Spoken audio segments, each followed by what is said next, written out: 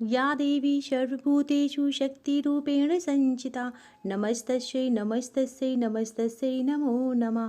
जय माता दी। श्रीमद् देवी भागवत पुराण का 5वां अध्याय। इस अध्याय में दक्ष प्रति श्री शिवपति द्वेष बुद्धि महर्षि दधीच द्वारा दक्ष को समझाना तथा भगवान शिव के महात्म्य को बतलाना आदि बातें बताई गई हैं। महादेव जी बोले, तदंतर भगवान शंकर और सती की वत्सरना करते हुए क्षीण पुष्प वाले दक्ष प्रजापति दुख से व्याकुल होकर रोने लगे।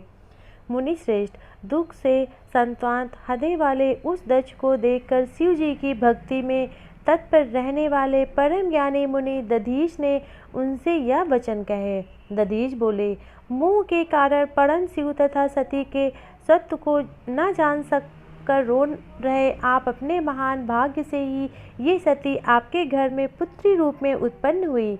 ये सती साक्षात निराकार आदि प्रकृति की है और शिव साक्षात परम पुरुष हैं। इसमें आप लेस मात्र भी संदेह ना करें।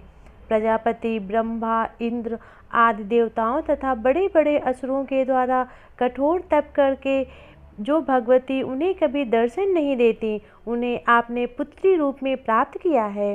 मोह में पड़कर उन सती को बिना जाने आप उनकी निंदा क्यों कर रहे हैं? निश्चित रूप से उन्हीं मोह माया स्वरूपी भगवती ने आपको ठगा है। वे शुंभ आदि जगत के ईश्वर आनंदी और परम पुरुष हैं, जो भगवान रूप में तीनों नेत्र वाले उन्हें प्रेतपति क्यों प्रिय हैं?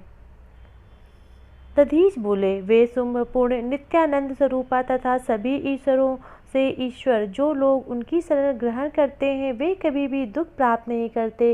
वे भगवान शंभु भिक्षुक हैं। ऐसी बुद्धि आपकी क्यों हो गई है? ब्रह्मा आदि श्रेष्ठ देवता तत्वदर्शी योगी जन भी उनके परम स्वरूप को देख पाने में सामर्थ्य नहीं होते। आप उन विषुपाच शंभु की निंदा क्यों कर रहे हैं? सर्वस्त्र चिरण वाले वे भगवान सदाशिव सभी जगह विराजमान हैं। वे शमशान में रहें अथवा सरमईपुरी में, उन्हें इसमें कोई विशेषता नहीं दिखाई पड़ती। शिवलोक का बड़ा ही अपूर्ण है। वह ब्रह्मा विष्णु आदि के लिए भी दुर्लभ है। वैकुंठ ब्रह्मलोक और स्वर्ग इस शिवलोक की एक कला के भी तुल्य नहीं। कैलाशपुरी देवताओं के लिए भी अत्यंत दुर्लभ है। अनेक देवताओं से सुशोभित तथा कल्प वृक्षों से युक्त नंदन वन से घिरी हुई स्वर्ग के अधिपति इंद्र की पुरी अमरावती भी उस शिवलोक के 16वीं कला के बराबर भी नहीं। मृत्युलोक में भी वाराणसी नगरी नामक उनकी एक परम रमणीय पुरी है, जो मुक्ति प्रदान करने के कारण मुक्त क्षेत्र कहलाती है, जहाँ ब्रह्मा आदि प्रधान देवता की मृत्यु की अभिलाषा रखते हैं। तो फिर मानव आदि प्राणियों की क्या बात? वह परमात्मा शिव की ऐसी दिव्यपुरी है, यहाँ विचार आपकी सूचक है। बिना शमशान और अन्यत्र कहीं भी उसका कोई ठिकाना नहीं।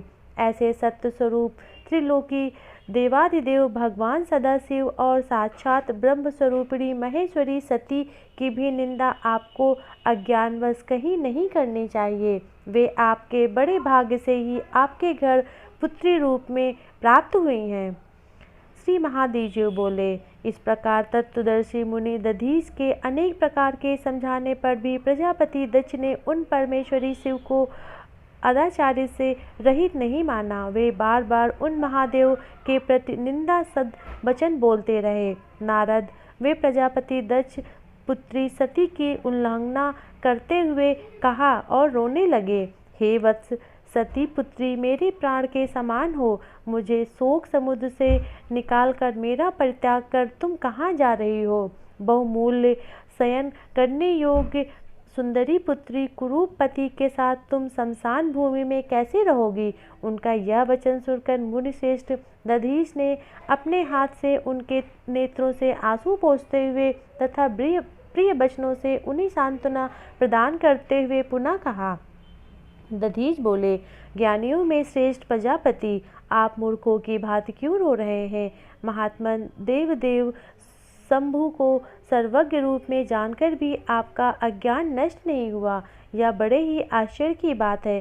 पृथ्वी पर, जल में, आकाश में और भी हर नर तथा नारी रूप में प्राणी हैं, वे सभी उन्हीं देवी शिव और शिवा के रूप में उत्पन्न हैं। ऐसा आप पवित्र मन से समझ लीजिए।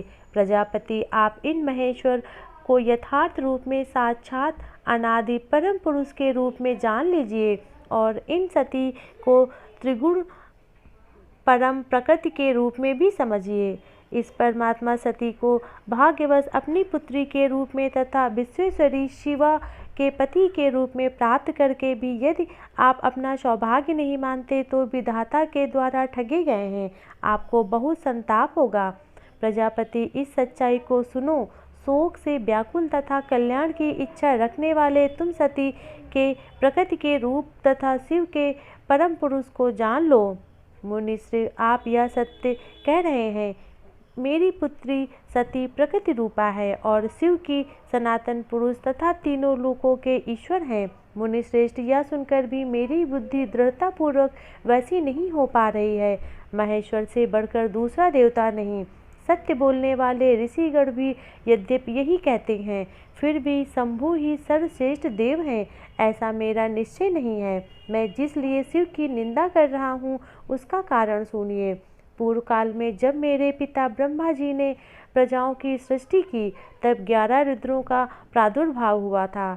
समान शरीर वाले वे सभी रुद्र महात्मा प्रचंड पराक्रमी, भीषण रूप वाले तथा क्रोध के कारण लाल आंख वाले थे। वे सभी चर्म धारण किए हुए तथा उनके सिरों पर जटाएं सुशोभित हो रही थी। वे सभी रुद्र ब्रह्मा जी के सृष्टि का लेप करते हुए तत्पश्चात उन सृष्टि के लोभ के लिए उद्ग्रत हुए। रुद्रों को देखकर ब्रह्मा जी अज्ञान देखकर उन्हें शांत किया और मुझसे जोर देकर कहा, भयंकर कर्म वाले ये रुद्र जिस भी तरह शांत हो जाएं, तुम शीघ्र ही वैसा उपाय करो। पुत्र, मेरी आज्ञा से तुम उन्हें वश में करो। ब्रह्मा जी के इस प्रकार के वचन से भयभीत वे सभी भीषण पराक्रम वाले रुद्र मेरे अधीन हो गए।